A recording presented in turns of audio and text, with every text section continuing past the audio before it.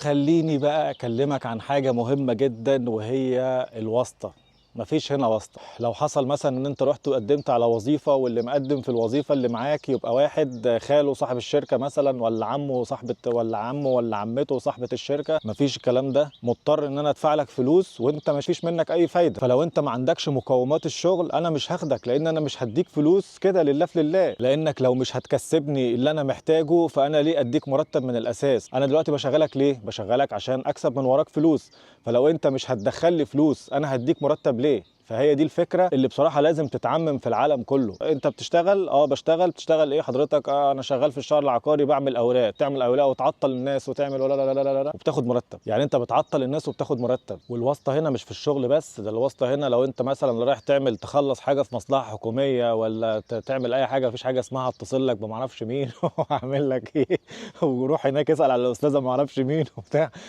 مفيش الكلام ده تنساه خالص. ولو حتى لو انت فكرت ان انت تحكي قصة من القصص اللي كانت بتحصل معاك لحد هنا هيعتبرها نكتة كبيرة جدا ويقعد يضحك، ممكن يقعد يضحك ويقعد يحكيها لأجيال أجياله فيما بعد.